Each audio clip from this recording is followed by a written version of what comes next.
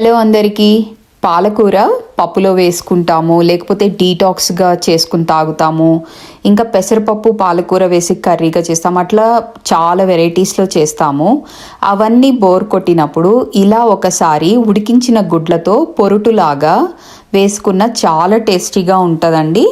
అందరూ ఇష్టంగా కూడా తింటారు. దీనికోసం ముందుగా పాన్ పెట్టుకుని ఆయిల్ వేసుకుని జీలకర్ర వేసుకున్నాను, ఒక ఎండుమిర్చి ముక్కలు చేసి వేసుకున్నాను. అవి రెండు ఫ్రై అయ్యేంత వరకు బాగా ఫ్రై చేసుకుని ఇప్పుడు ఆనియన్ ముక్కల్ని సన్నగా కట్ చేసుకుని ఆనియన్స్ని వేసుకున్నాను అండ్ పచ్చిమిర్చి ముక్కల్ని కూడా వేసుకున్నాను. ఆనియన్స్ పచ్చిమిర్చి ముక్కలు త్వరగా ఫ్రై అవ్వడానికి కొంచెం ఒక 1 స్పూన్ సాల్ట్ అండ్ ఒక 1/2 స్పూన్ పసుపు వేసుకున్నాను. ఇవి త్వరగా మగ్గుతాయి. ఇవి ఫ్రై అయ్యేంత వరకు మూత పెట్టి మధ్య మధ్యలో తీసుకుని కలుపుకుంటూ తిప్పుకుంటూ ఉండాలండి. సో ఇవి కొంచెం బాగా ఫ్రై అయిన తర్వాత ఒక 2 టమాటోస్ని చిన్న ముక్కలుగా కట్ చేసుకుని వేసుకున్నాను. దీనిలో ఒక 1 స్పూన్ అల్లం పేస్ట్ కూడా వేసుకున్నాను. అల్లం పేస్ట్ టమాటోస్ వేసుకున్నాక వేసుకోవడం వల్ల చక్కగా ఫ్రై అవుతుందండి, మాడకుండా. సో అలా వేసుకుని మొత్తం కలిసేంత వరకు తిప్పుకుంటూ మూత పెట్టి మళ్ళీ 2 మినిట్స్కి ఒకసారి తీసి ఫ్రై అయ్యేంత వరకు తిప్పుకుంటూ ఉండాలి.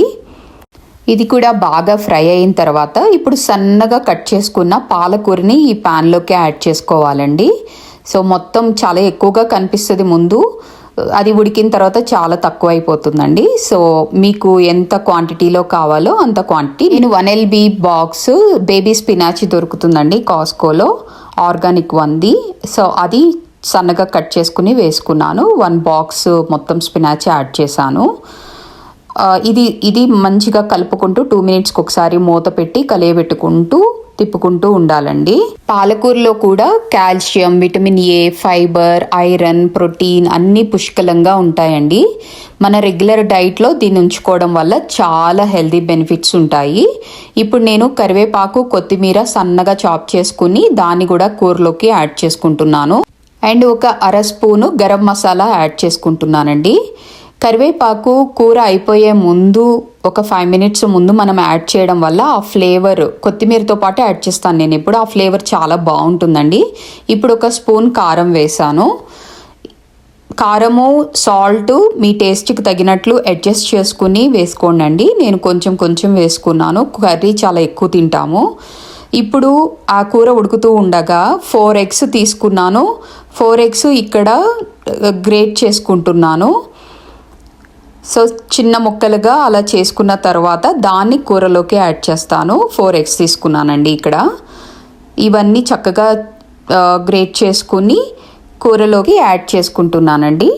దీన్ని మొత్తము ప్యాన్లోకి యాడ్ చేసుకుని కూర అంతా చక్కగా కలియబెట్టుకుంటూ ఫ్రై చేసుకుంటూ ఉండాలి. సిమ్లోనే ఉంచానండి నేను స్టవ్ని. సో మూత పెట్టేసి 2 నిమిషాలకు ఒకసారి కలుపుకుంటూ మళ్ళీ మూత తీసి 2 నిమిషాలకు ఒకసారి కలుపుకుంటూ ఇలా కూరని ఫ్రై చేసుకోవాలి. ఒక 5 మినిట్స్ మనము ఈ ఎగ్ మిశ్రమాన్ని వేసిన తర్వాత ఒక 5 మినిట్స్ మనం ఫ్రై చేసుకుంటే సరిపోతుందండి. చాలా హెల్దీ స్పినాచ్. ఇలా కూడా ఒకసారి ట్రై చేసి మీకు ఎలా వచ్చిందో చెప్పండి. చాలా బాగుంటుందండి కర్రీ. ఇది చపాతీలోకైనా, అన్నంలోకైనా, ఫ్లేవర్డ్ రైస్ అయినా, బగారా రైస్ అయినా ఏదైనా బాగుంటుంది. ఈ స్పినాచ్ బ్రెయిన్ హెల్త్కి చాలా మంచిదండి. చిన్నపిల్లల నుండి పెద్దవాళ్ళ వరకు రెగ్యులర్గా స్పినాచ్ తీసుకోవడం చాలా హెల్దీ. సో ఏ రూపాన మనం ఇష్టంగా తింటామో అలా చేసుకుని తినడం వల్ల చాలా హెల్దీ బెనిఫిట్స్ ఉంటాయి. రెడీ అయిందండి yummy spinach curry ready. Thank you so much.